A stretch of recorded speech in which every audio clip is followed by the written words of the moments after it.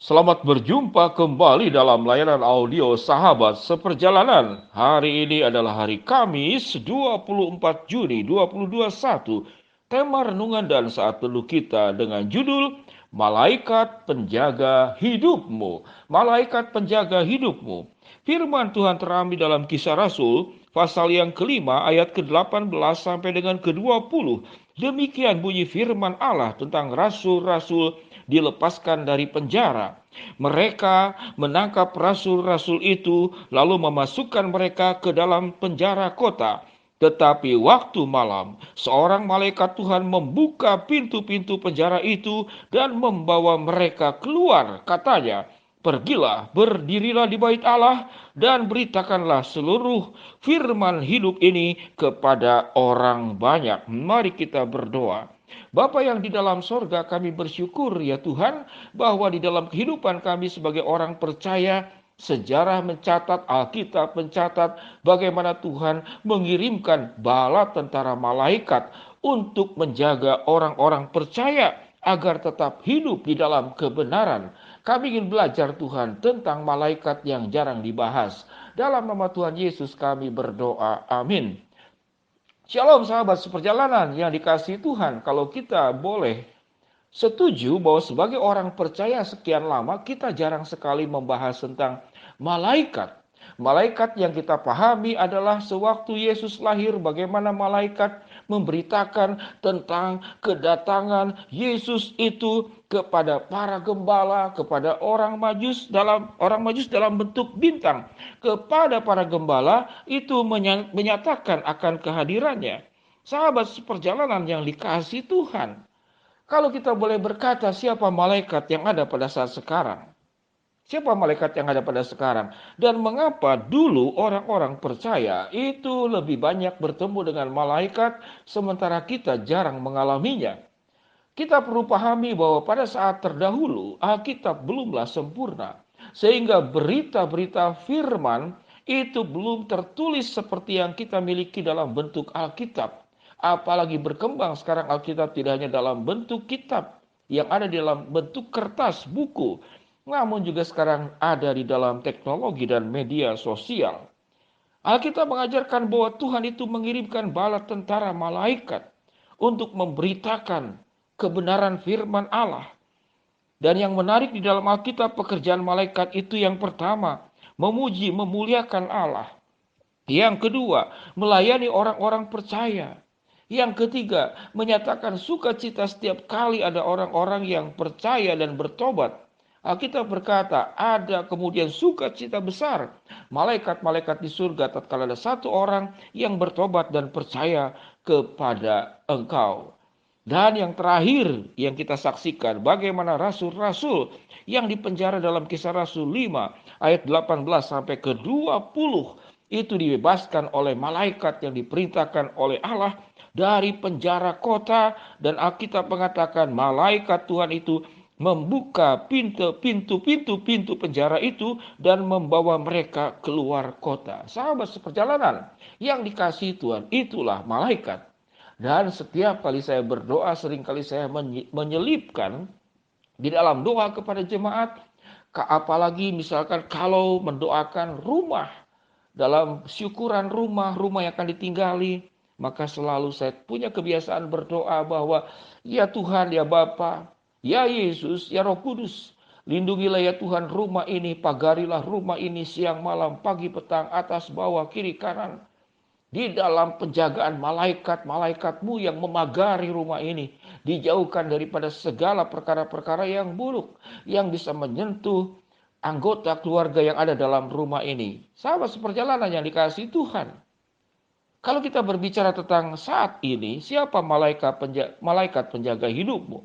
Tentunya yang paling utama adalah Tuhan sendiri. Tuhan menjaga kita dan Tuhan juga mengirimkan malaikat-malaikat yang saat ini tidak pernah kita ada orang yang kesaksian bertemu dengan malaikat.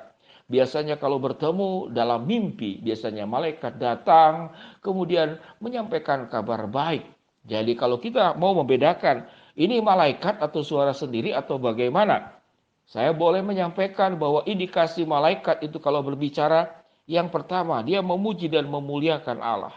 Dan apa yang disampaikan itu adalah sesuai dengan kebenaran firman Allah. Jadi perlu juga menguji. Ini dari malaikat atau suara kita atau dari roh lain. Jadi kalau itu adalah malaikat Allah, pasti beritanya adalah berita kebenaran yang tidak bertentangan dengan kebenaran firman Allah. Sahabat seperjalanan yang dikasihi Tuhan, melebihi daripada malaikat penjaga hidupmu.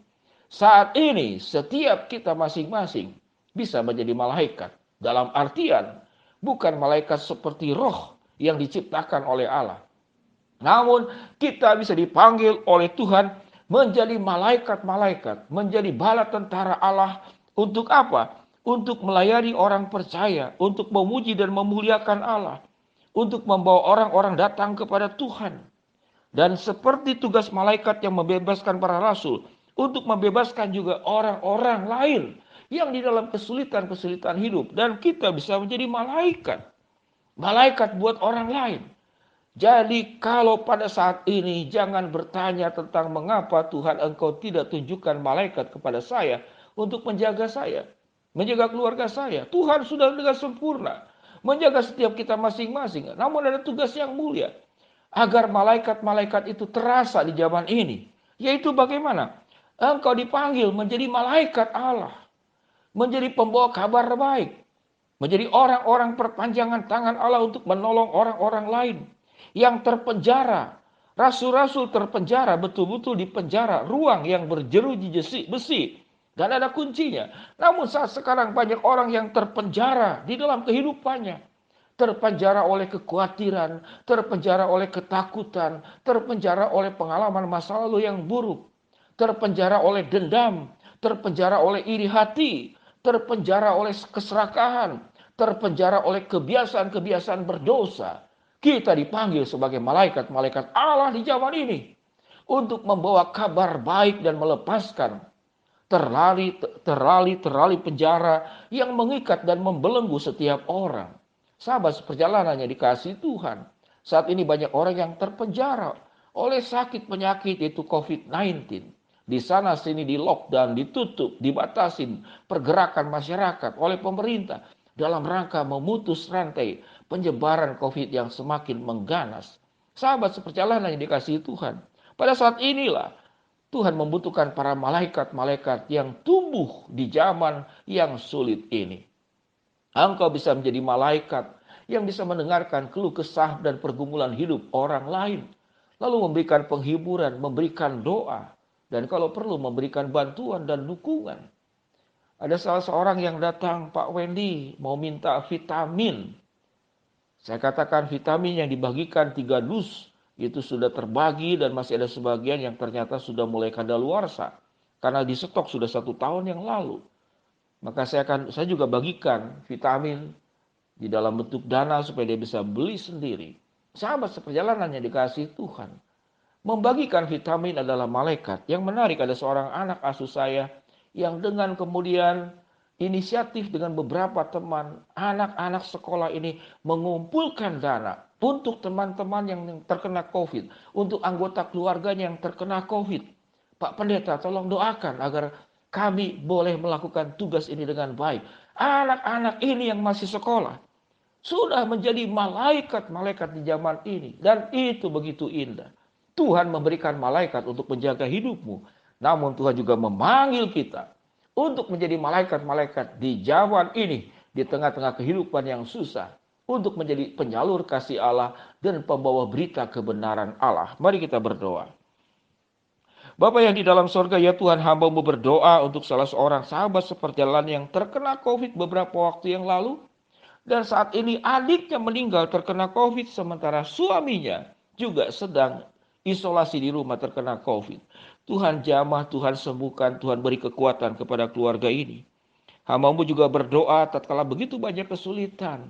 Pak Pendeta, tolong doakan agar istri saya dapat bekerja di bank kembali.